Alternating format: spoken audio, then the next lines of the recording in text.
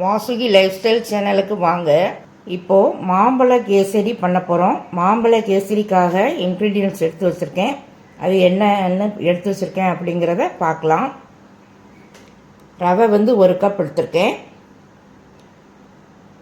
அதுக்கு சீனி 3/4 கப் எடுத்திருக்கேன். மாம்பழம் 1 மாம்பழம் பேஸ்ட் பண்ணி வச்சுருக்கேன். முந்திரி பருப்பு எடுத்திருக்கேன். உலர் திராட்சை எடுத்துருக்கேன். இந்த இன்க்ரீடியன்ட்ஸ் எல்லாம் வச்சு கேசரி எப்படி பண்ணலாம் அப்படிங்கிறத இப்போ பார்க்கலாம். வாசனை இல்லாத எண்ணெயாக ஊற்றிக்கணும். நான் 3 டேபிள் ஸ்பூன் சன்ஃப்ளவர் ஆயில் சேர்த்துருக்கேன். 1 டேபிள் ஸ்பூன் நெய் ஊற்றுறேன். இதில் இப்போது முந்திரி பருப்பு போட்டு வறுத்துக்கலாம். முந்திரி பருப்பு லேசாக நிறம் மாறி வரும்போது நம்ம இந்த உலர் திராட்சையை சேர்த்துக்கலாம்.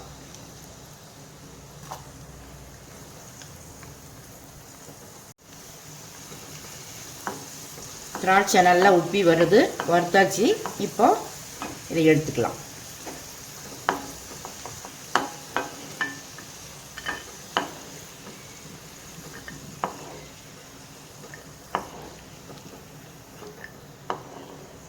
இதுலேயே இப்போது ரவையை போட்டு வறுத்துக்கலாம். 1 கப் ரவை,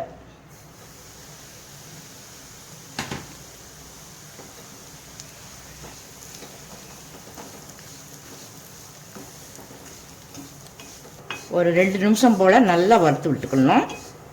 நல்லா சிம்மில் வச்சு வறுத்து விடணும், கருகிரவும் கூடாது.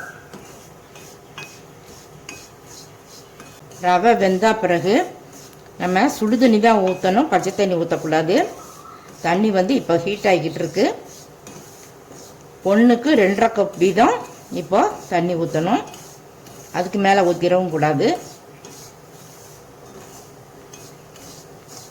ரவை இப்போ நல்லா உப்பிக்கிட்டு நல்லா வெந்துருச்சு. இப்போ நம்ம தண்ணி சேர்த்துக்கலாம். எந்த கப்பால் ரவை எடுத்தோமோ அதே கப்பால் 2.5 கப் அளவு தண்ணி ஊற்றி சிம்மில் வச்சுக்கலாம்.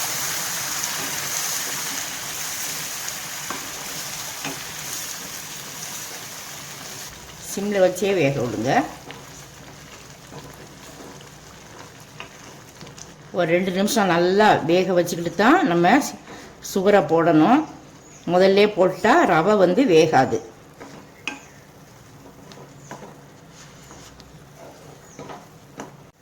ரவை இப்போது நல்லா தண்ணியெல்லாம் உறிஞ்சி நல்லா வெந்திருக்கு.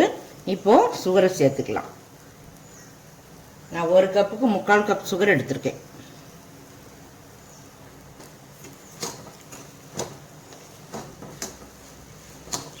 சுகர் போட்ட உடனே கொஞ்சம் இலக்கம் கொடுக்கும், இலைக்கிட்டே வரும்.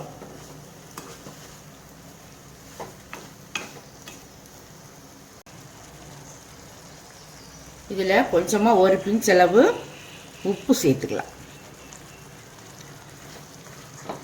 நல்லா என்ஹான்ஸ் பண்ணி கொடுக்கும் டேஸ்ட்டை.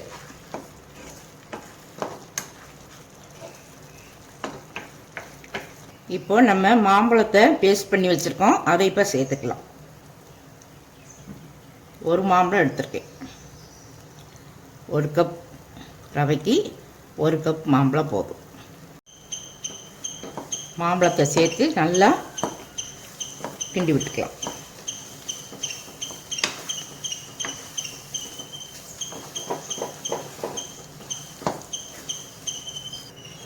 இந்த கேசரிக்கு கலர் எதுவுமே ஆட் பண்ண வேண்டியதில்லை. இந்த கலரே ரொம்ப அருமையாக இருக்குது, எல்லோ கலர்.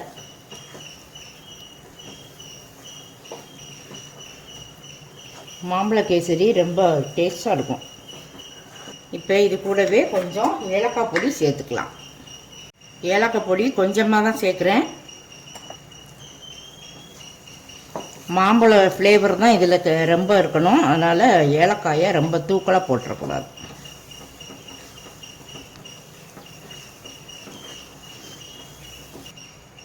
இப்போது முந்திரி பருப்பு உலர் திராட்சையும் இதில் சேர்த்துடலாம்.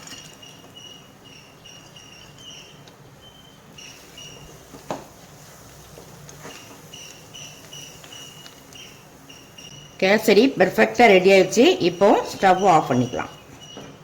மாம்பழ ஃப்ளேவரோடு இருக்குது. மாம்பழ சீசன்லேயே இந்த மாம்பழ கேசரியை செய்து சாப்பிட்டு பாருங்கள். இப்போது நம்ம சாப்பிட்டு பார்க்கலாம். நீங்களும் இந்த கேசரியை செய்து சாப்பிட்டு பார்த்துட்டு சப்ஸ்கிரைப் பண்ணுங்கள், பெல் பட்டன் ஆன் பண்ணுங்கள், பிடிச்சிருந்தால் லைக் பண்ணுங்கள்.